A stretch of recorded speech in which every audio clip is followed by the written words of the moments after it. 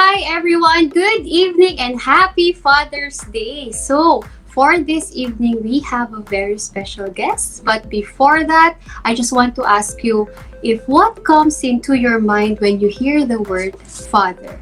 On Father's Day and every day, I pray that your spirit would be refreshed, refocused, and renewed as you see what great love the Father has lavished on us, that we should be called children of God. So for our Father's Day special episode, ang guest po natin is a well-known actor, comedian since 1995 at nagsimula siya bilang isang extra sa Palibhasa, Lalaki and ABS-CBN and eventually became a regular. Mula noon, naging kilala na po siya bilang isa sa mga respetadong comedian sa showbiz world. So ngayon, I am so excited to introduce our guest. Get ready to be encouraged and see how our Heavenly Father changed His heart. Hi, Kuya Berwin! Hello. Maraming salamat po talaga sa pag-accept ng invitation. Yeah, actually, kung kami lang, pagod na kami, di ba? Kaya lang, it's the Holy Spirit who's sustaining our strength, di ba? Yung lahat ng lumalabas sa bibig natin, yung trabaho namin dun sa business, 'di ba? How we encourage one another. Kung tayo lang, nakakapagod, 'di ba? Nakakapagod. So, kaya lang hindi na to tayo 'di ba? Hindi na to yung physical natin. Kung hindi ito na yung tinatawag na feeling with the Holy Spirit, 'di ba? So ito na yung, of course, we are not perfect, but I'm telling you honestly, mahirap kung tayo lang dahil tao lang tayo. Diba? Totoo yan, Kuya. Si Lord lang talaga yung makakapagbigay ng strength sa atin. And now, speaking of challenges, Kuya, sa sobrang daming challenges na pinagdaanan natin last year, and lalo na ngayon, patuloy pa rin natin pinagdadaanan ng pandemic. Kindly share your learnings during this pandemic. Alam mo, kahit hindi pa naman pandemic, ang dami ng learnings di ba? Kaya alam nyo, lagi ko nga example, I think this can be an encouragement for everyone. Before pandemic and this pandemic, at yung mas maganda, yung after pandemic.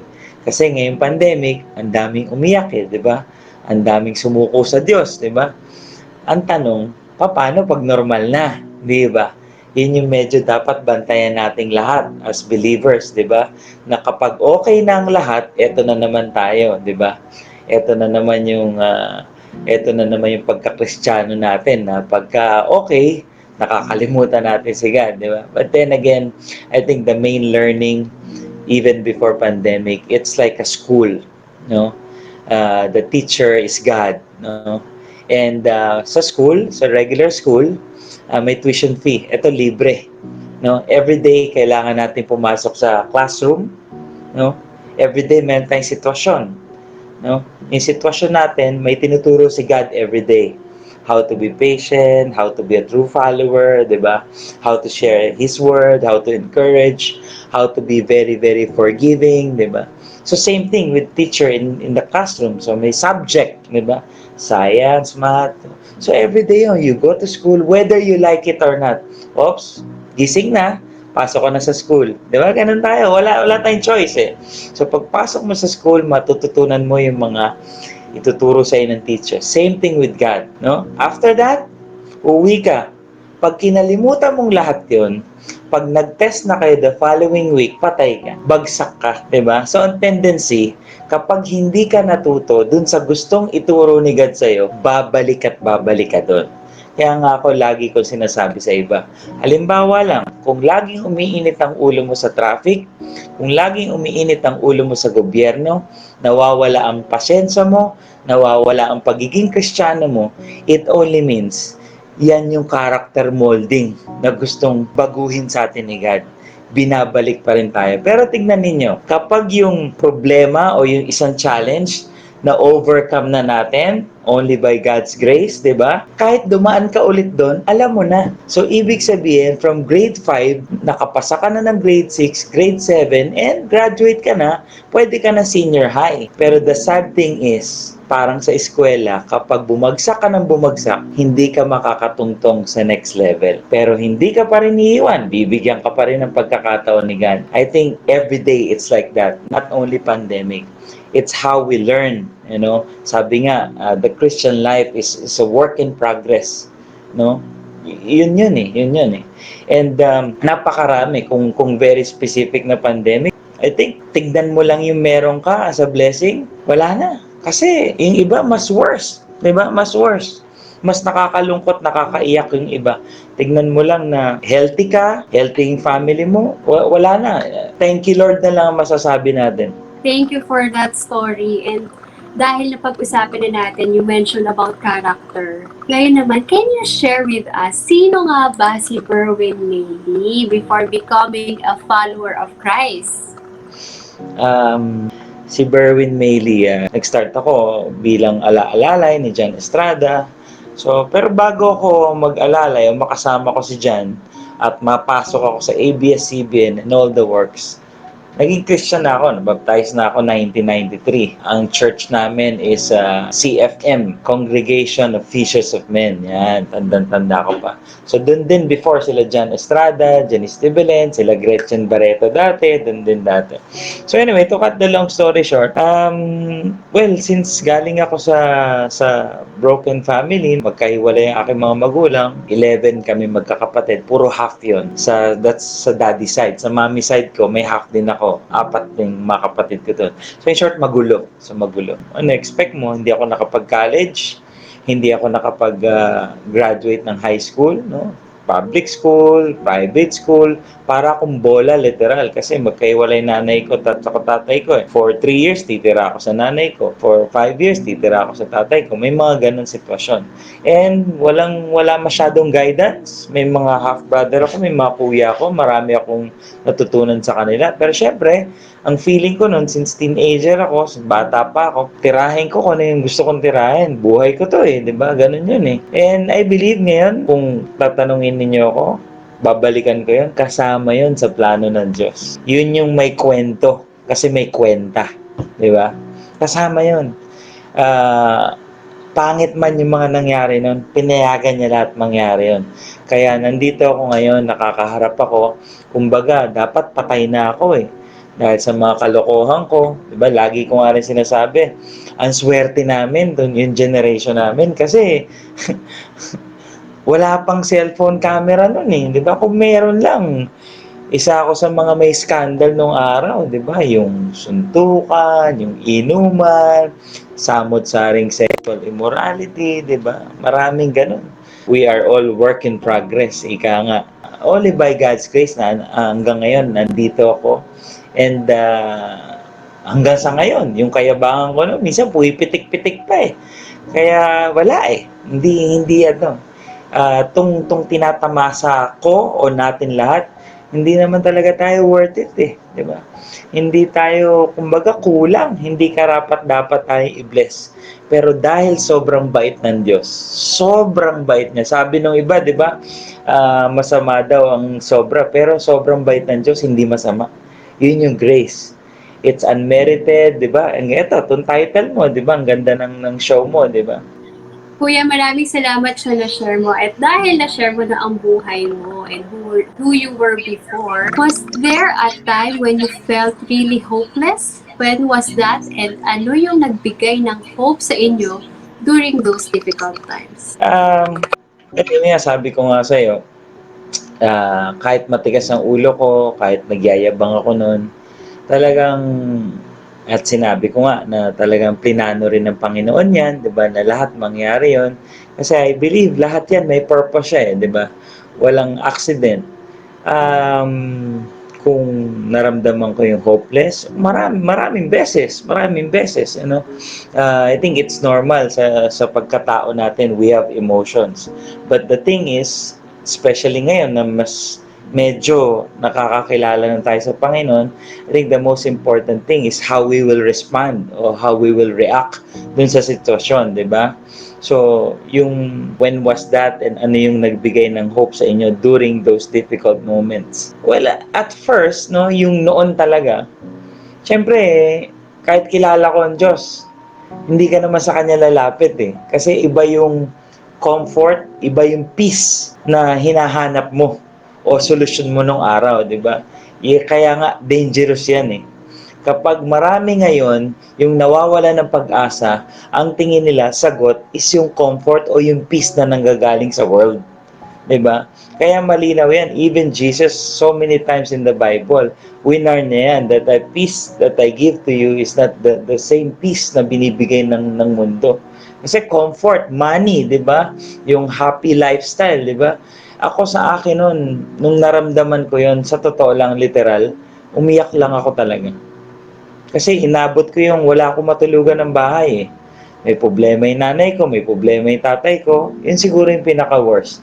And pinalabas yan sa magpakailanman kay Ninang Mel Chanco noon. No? Pinakita doon na natutulog talaga ako sa park. Yun siguro yung pinakamahirap. Oo. And still, niligtas ako ng Diyos. Sabi, kuya, naiiyak ako.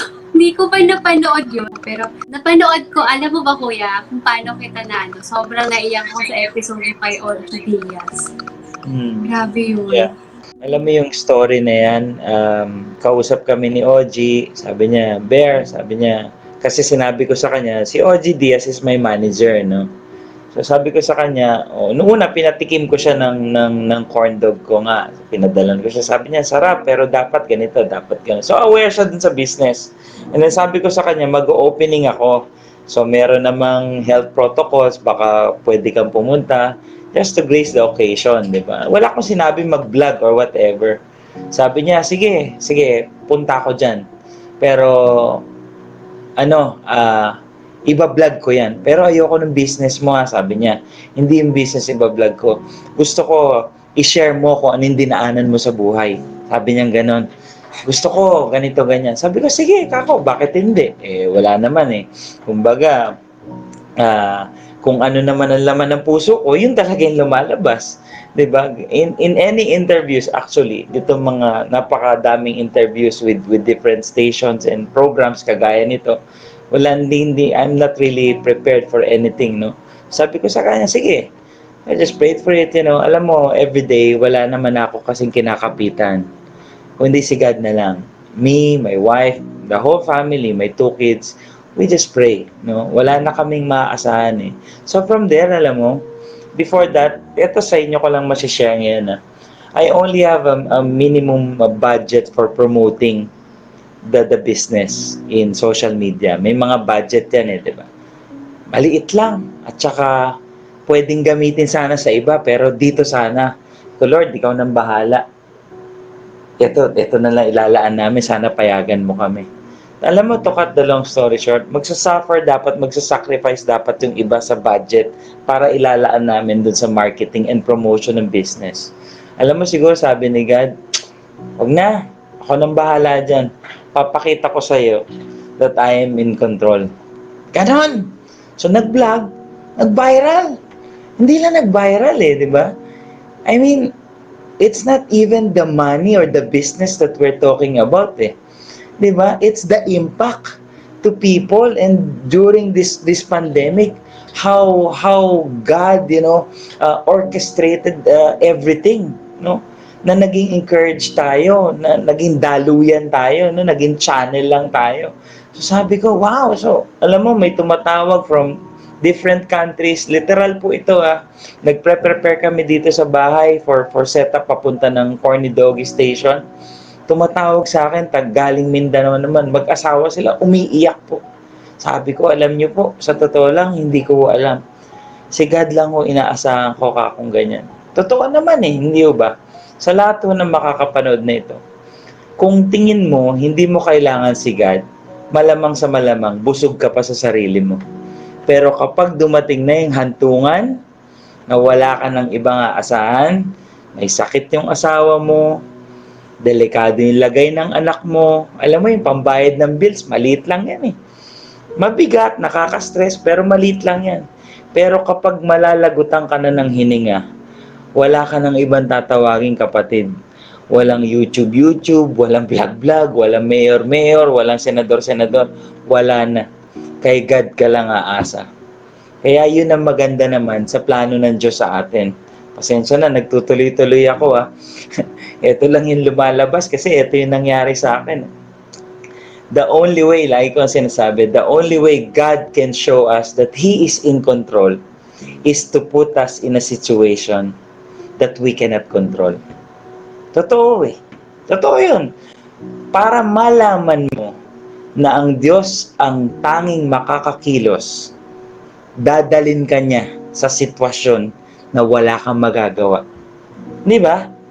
Pero subukan mo may pera ka, walang pandemic, 'di ba? Okay ang hanap buhay mo, lahat ng gusto mo nabibili mo. Alam mo, halos hindi mo maalala ang Diyos. Kaya etong period ng pandemic, mga kapatid, ginawa ng Diyos 'yan. Meron kaming pinag-usapan noon sa D group namin, yung shaking, shaping, at saka shifting. Masakit, mabigat.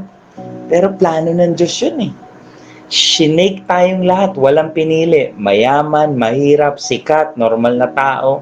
May pera, walang nagawa dahil COVID-19 virus. Shinake tayo. Ano nangyari? Na-mold yung karakter natin. Shinape yung karakter natin. Lahat tayo umiyak, naging madasalin tayo, di ba? Yung ibang churches na-affect kasi nag-online na lang, nawala yung physical. Minold yung karakter natin. And then goes the shifting. Then we realize that He is God and we are not. Yun. Kaya alam mo, lagi kong encouragement sa marami. Kapatid, sana tuloy-tuloy ito. Kasi nakakalungkot kapag normal na, baka hindi mo na makuha mag-share ng Bible verse, hindi mo na makuha mag-testimony, hindi mo na makuha mag-serve. Bakit? Kasi normal na Yung dati mo negosyo, back to basic na. Yung inuman, yung gathering, normal na. Diba? Kaya yun na ako, lagi akong aware. No? Lagi akong aware sa gawa ng kaaway o ni Satan. Kasi kung merong God na lagi tayong sinisave, merong din Satan. And that is true. Naniniwala ako. Diba? It's in the Bible, in 1 Peter, if I'm not mistaken. Diba? Parang leon lang yan na nag-aabang. Anytime, gaganunin ka niyan. Grabe, Kuya. Maraming salamat. And with everything that you shared, what does it mean for you to lose everything, but to have God in your life? Alam mo, yun nga, sabi ko nga, like ko sinasabi, at this moment, wala na tapos na ako kagaya nung narinig ninyong kwento, di ba? Dinaanan ko na. Bakit ako iyakin? Bakit ako emosyonal? Kasi sobrang happy ako, sobrang contented na ako sa buhay ko. Hindi na ako naaawa sa sarili ko, hindi Kasi yun ang thinking na world Ay, laos na. Ay, nalulungkot. Kaya yung ibang comment, matatawa ka, no? But 99%, it's so inspirational, di ba? Pag nabasa natin mga comment. Pero meron kang mahahapyawan na comment, di ba, na dapat nag-ipon ka. Yung bang parang sa kanila, pera pa rin yung solusyon, di ba? Hindi, kung nag-ipon ka, hindi ka magkakaganyan, hindi ka maghihirap. Paano mo nalaman? Wala naman nakakaalam kung anong mangyayari bukas.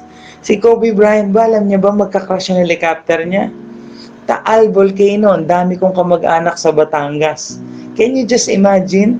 Sino nakapagsabi na puputok yung bulkan tapos magko-COVID-19 pandemic? Wala. Diba? So sa akin, di bali nang mawala. Gusto ko yung I think it's in the book of 2 Corinthians chapter 4. Etong buhay natin, itong katawan natin, manghihina yan Yung balat mo, in time, manghihina, kukulubot yung balat natin. Mamamatay din tayo. Physically. Diba? Temporarily. Temporal.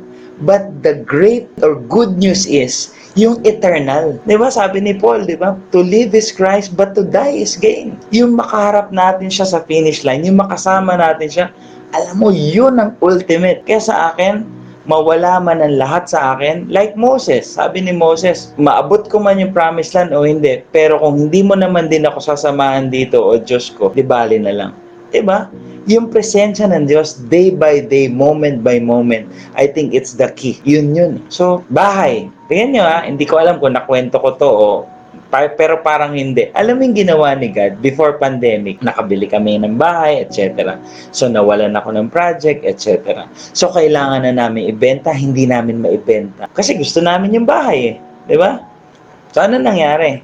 Nilet go namin. Sige Lord, masakit man, lungkot kami family, binenta namin.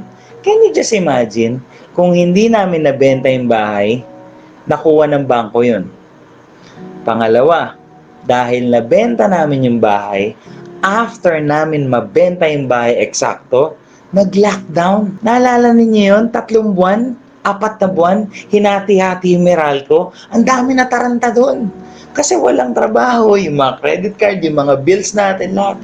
Pero kami, eto hindi kami nagutom, hindi kami namblema during those lockdown. Why? Because God prepared everything. I mean, of course, yung iba-iba yung storya ninyo, iba yung storya nila. Pero sa akin, by God's grace, yun yung naging setup ni God. Yung bang parang, yun yung sinasabi ko that there is winning and losing. Diba? Hindi lahat ng madilim, negative. Diba? Doon mo talaga makikita Doon mo mararamdaman yung pagsadsad na sadsad ka na. Wow, kuya, dito ko lang narinig yung story mo na yun. Hindi ko alam na ganun pala yung pag-prepare ni Lord. Ngayon, you mentioned about yun nga, natulungan kayo ni Lord sa business. And let's talk about that. So, tell us more about the trending corny doggy.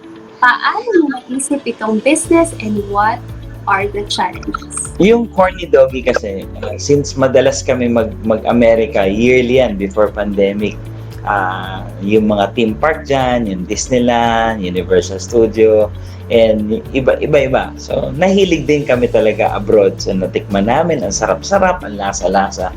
So, yung wife ko, sa kanya talaga galing yung original recipe. So, nirevise ko na lang, ganyan, para may lasang Pinoy, na malinamnam, na masarap talaga. So, yun. So, meron sa Amerika yung Fletcher's Corny Dogs. Yan. Naka-register yan. Sikat yan sa Amerika, sa Texas Fair, if I'm not state, whatever. So, sabi namin, sige gawin natin Corny Dogs, pero Corny Doggy. Pinapatent namin, pinalicense namin. Okay, clear. Wala namang kapareho. Corny Doggy. So, yung Corny Doggy, hindi sa akin ang galing. So, since sa family namin, lahat may role lahat involved. So, we are a team in a family. Sa akin, yan ang isa sa mga pundasyon na dinesign ng Diyos. Naniniwala ako. Kaya yan ang isa sa mga priority ko, family. Okay. My family is my first ministry. So, yung anak ko isa, Dad, may name ako, Corny Dog. Corny Doggy na lang, Corny Doggy. So, yung iba, medyo ayaw pa, Pero sige, yun na yun. Doon nag-start kami. So, anong concept? Corny Doggy, lagyan natin ng catch. So, yung Corny Doggy, hindi lang siya masarap. Kaya sabi namin, good vibes inside, good vibes in every bite. Kasi nag-start ito, pandemic, September. So, yung mga box namin, yung mga take-out box namin and food trays namin, lahat yun sa likod, may joke na kasama. So, pag kumain ka, doon ako, inabot mo yung basuka, yung bubble gum nung araw. Pagka kinain mo yun, meron ka pang pagtitripan na babasahing comics May ganun yun dati. So parang alam yung fortune cookie, di ba? Yung fortune cookie naman, bubuksan mo ganun, may nakalagay na kung ano-ano mga nakasulat, di ba? Bago mo kainin. So bago mo kainin, habang kumakain kayong barkada family, nagbabasahan kayo ng joke. So yun naisip namin, so okay, so nag-work. And then bukod dun, siyempre, kaibigan natin celebrities, di ba? Lahat yan, nagtutulungan, Lahat yan, nagsusuportahan kami sa bawat negosyo namin. So, yun na yun. So, challenges, siyempre, bago mag-pandemic, meron kaming kapital, meron kaming pantawid, may benta namin bahay. Pero nitong mga huli na, sabi namin, Lord, hindi na namin alam kung anong gagawin. Bahala ka na dito. So, one step at a time. Hindi kami nagmadali. Tingnan lang natin. So, I think yun ang the best naman sa lahat Huwag mong garbuhan kagad. Hayaan mong si God ang kumilos. Huwag natin pangunahan. So, ganun yung nangyari sa amin. So, hanggang sa unti-unti. To be honest, ako yung nagluluto. Yung asawa ko, na kumukuha ng order. Yung 2 anak ko, sila nagdidikit ng sticker. Literal yun, hundreds. Almost every day. And pag nakakuha kami na order dito sa subdivision, pagluto ko, ako rin nagdi-deliver. So pagbalik ko, may order ulit? Meron. Salang na naman ako. Tapos pagkatapos naman, ganun na naman, deliver. So, ganun ka kahirap. Kaya alam nyo, kailangan natin, hindi naman masama ang maghanap buhay, di ba? Kailangan natin lahat maghanap buhay. Pero dapat alam natin yung right motive natin. Alam natin kung baka naman sinasamba mo na yung pera, di ba? Baka naman wala ka ng oras sa pamilya mo. So, lahat sa amin may limitation. Yun na. So nagtuloy-tuloy. So, basta nakaisip kami, since alam mo na yung sitwasyon ng gobyerno, di ba? Biglang MECQ, CQ, kung ano CQ na. Lalabas yung tao, hindi. Hanggang sa medyo, syempre, bumaba rin ng konti yung online sales. So, sabi namin, it's time to move out. So, we've been praying for places, location. Alam mo, long story short, perfect yung location dyan sa Octagon Fashion Strip dito sa amin sa Taytay. And Taytay, Tiange, it's really booming business. Kaya garments capital po ang Taytay. Yan na yung parang next Shopsville ng Green Hills. Yan na yung next. Actually, hindi nga next eh. Halos tinatapatan niya na yung Green Hills sa dami ng shopping area dyan. Ang galing, kuya, kasi yung pangalan ng Corny Jordan, nakaka-relate pa rin sa'yo as a comedian. Now, for us to start with our Father's Day special episode, you being a father of two wonderful kids and a devoted husband to your wife, Ate Lara, can you share how God transformed your heart as a family man? Nga, kagaya ng sabi ko sa iyo kanina, 'di ba? It's God's design, no? Disenyo 'yan ng Diyos na magkaroon ng pamilya. Siguro sa amin, hindi kagaya nga nasabi ko kanina, hindi lang ako.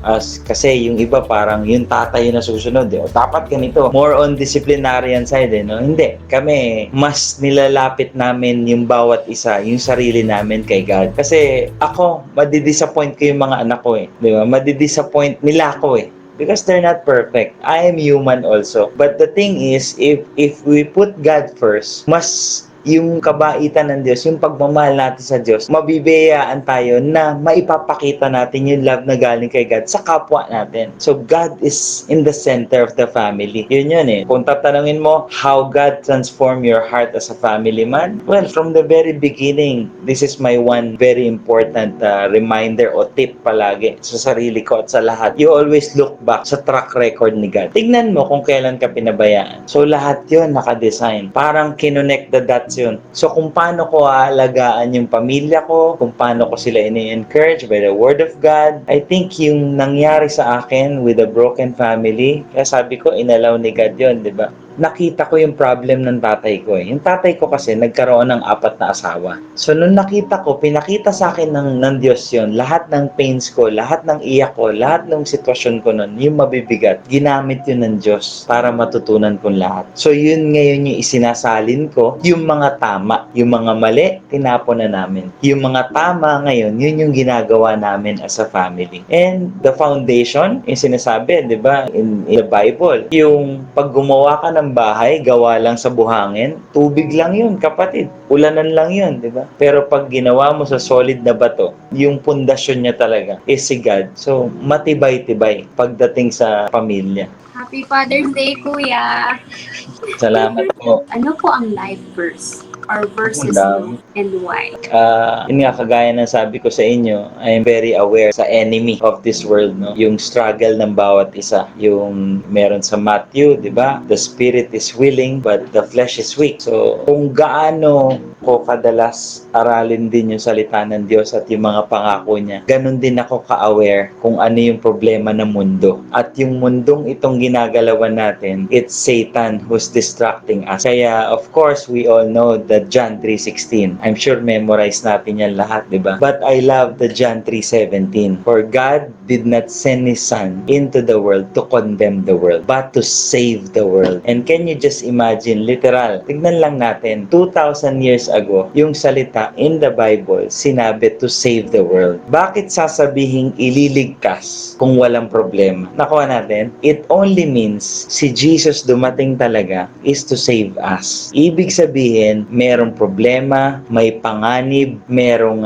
hindi maganda sa sitwasyon sa mundong ito. Kaya sabi doon, hindi pinadala ng Diyos ang kanyang anak para parusahan, kundi iligtas. So, ibig sabihin, kung ililigtas ka, nasa panganib effective ang buhay mo ngayon kung wala ka kay Kristo. I think yun sa akin, yung mundo yung temptation, lust of eyes, yung character natin, yung pride natin, yung yabang natin, 'di ba, yung bilang ng likes. Naku po, napakadelikado niyan mga kapatid. So mag-iingat tayo diyan. Nadadala tayo masyado ng social media. Kaya ito, nung after mag-viral, nag-meeting kami sa family, especially sa mga bata. Syempre, ano yan sa kanila, first time yan. Sabi ko, anak, this is all temporary. Yung views, million, whatever, likes, ganyan, wala lang ito. Huwag mong tignan ito. Another thing, siguro, my life verse about struggles is in the book of James, chapter 1, verse 2 and 3. Consider it pure joy. Yan, bigat yan, mabigat yan.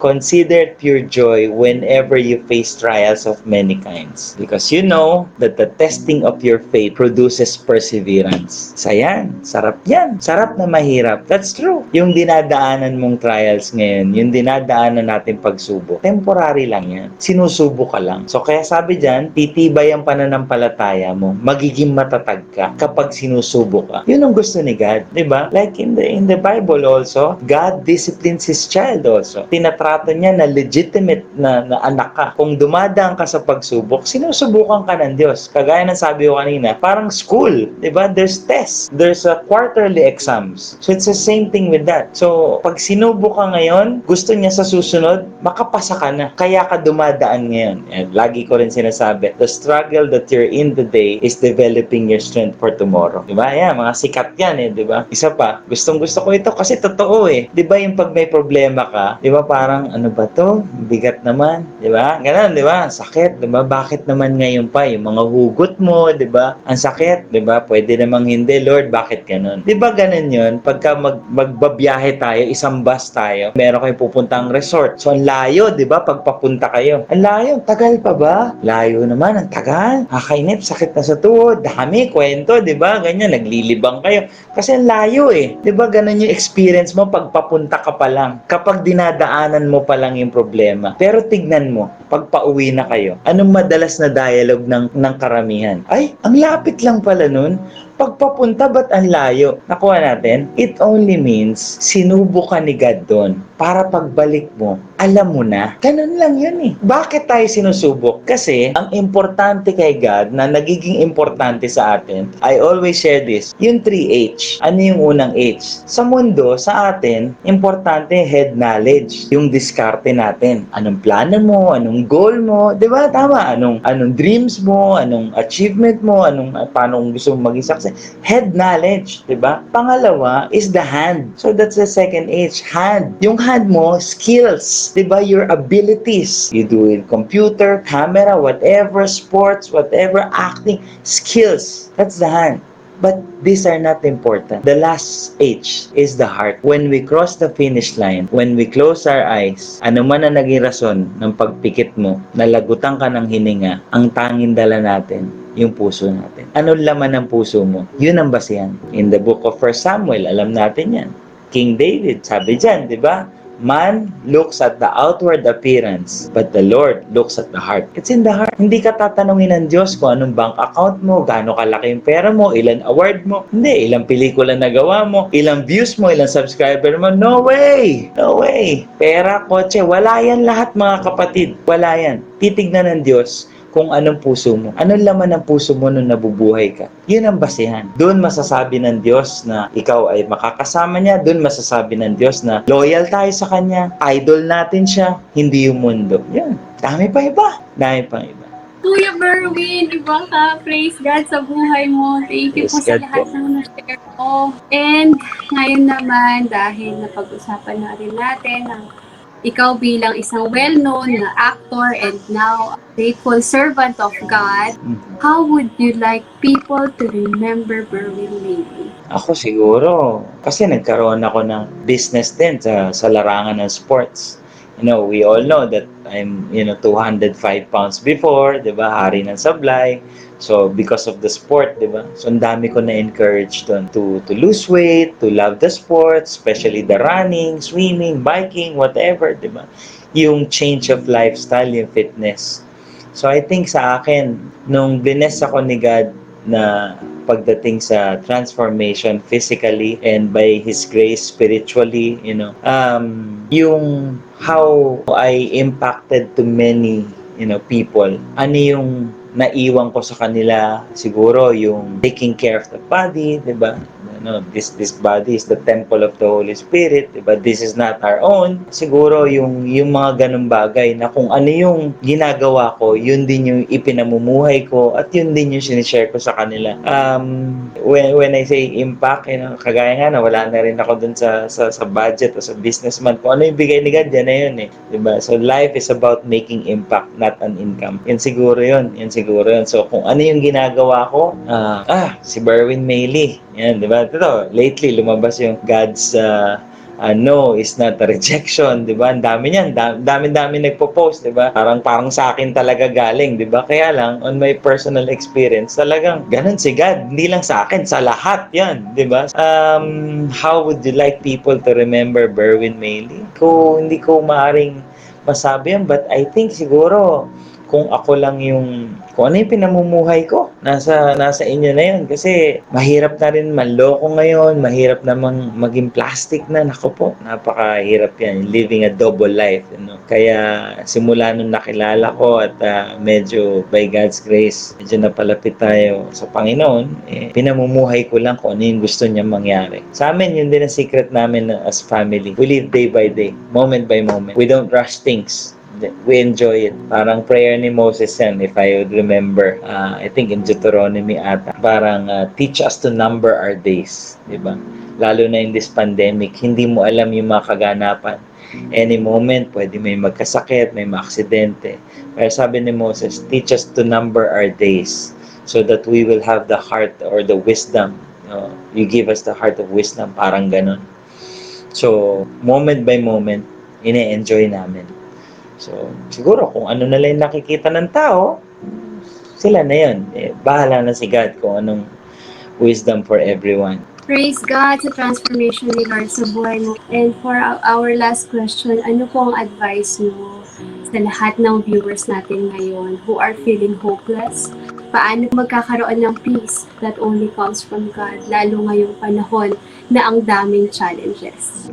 Siguro, kasi isa lang naman ang dahilan, no, kung bakit tayo nahihiya sa Diyos, kung bakit hindi natin nararamdaman ng Diyos, parang tingin natin natutulog siya, di ba? Isa lang ho ang dahilan.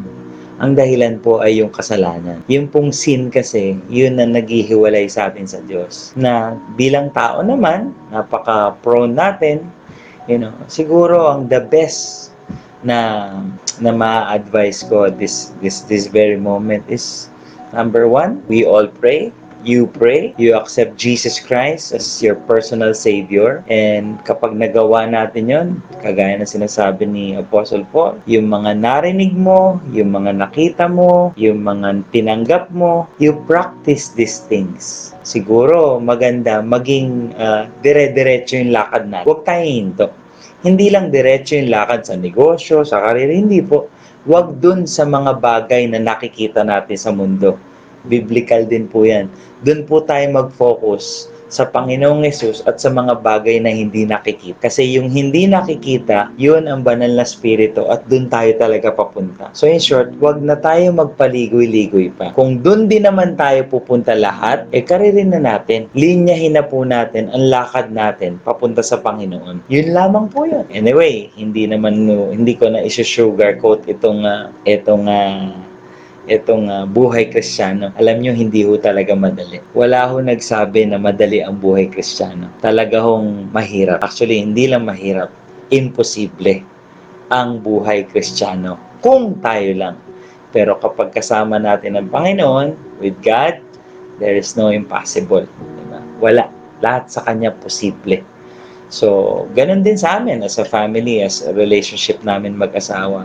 May inis ako sa kanya, may inis sa akin. It's normal. Pero kapag kasama namin si God, mas nagkakaunawaan po kami. Yun po yun eh. So tuloy-tuloy lang ang lakad kay Kristo. Huwag sa mundo. Huwag muna sa pera kahit kailangan natin. Sa start, sa middle, sa end, kay Jesus tayo. Kasi yun ang magpapalakas sa atin. Lagi ko nga sinasabi rin, no, sa amin, ng anak ko, ganda lang nito. Can I hear amen? Sabihin mo, halimbawa, amen, di ba? Yung amen, you agree with God, di ba? You move with God, di ba? You end with God, and yung letter N, never doubt God. Di ba? Ganda eh. Di ba? Yun talaga yun eh. Alam ko, mahirap, pero you try to search, no? Kung saan church mo pwedeng matutunan o mas mapalapit tayo sa Panginoon, that's the best advice, lalo na ngayon.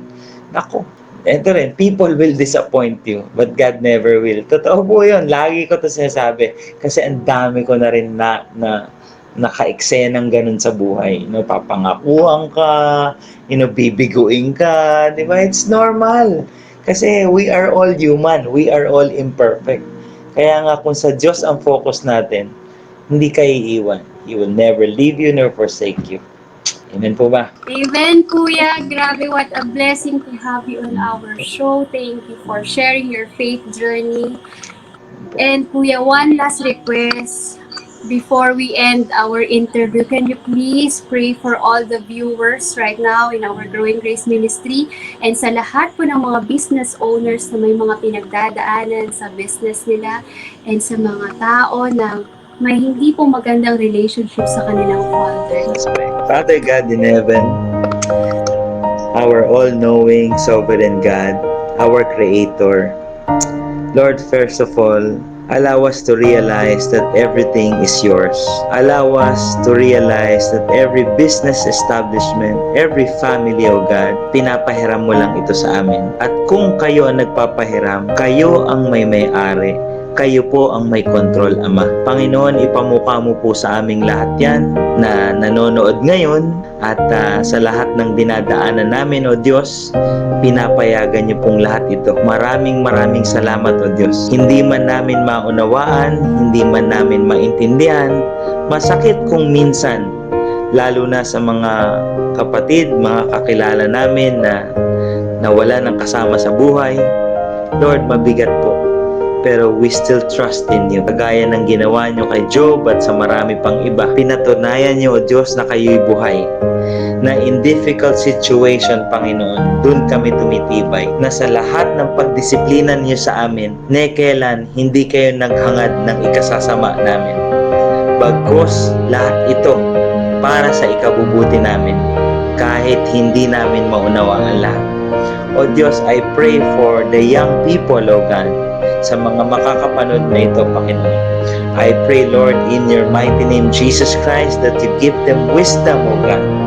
Lord, kung kinakailangan, kung paano nyo po dinidisiplina yung iba, disiplinahin nyo rin po sila, O Diyos, upang mas makilala nila kayo.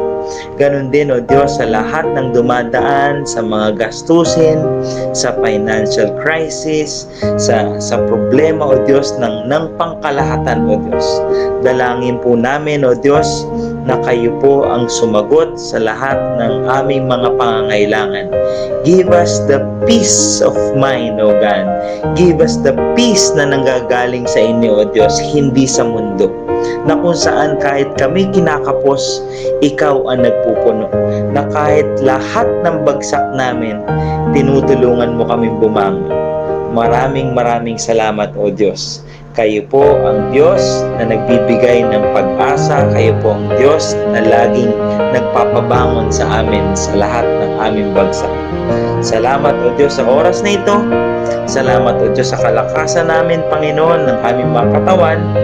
Napapagod kami, O Diyos, pero dahil sa inyo, Panginoon, kayo nagsusustain.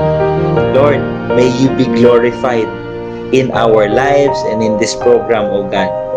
Bless each and every one na makakapanood nito. In your mighty name, Jesus Christ, we pray. Amen and amen.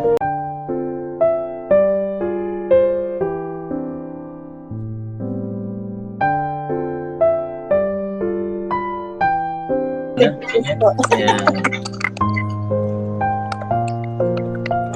Okay, 1, 2, 3. Okay, thank you, Kuya. Thank you. Thank you po, Brother Merwin. Thank you so much. Next time ulit. Next time. Anytime.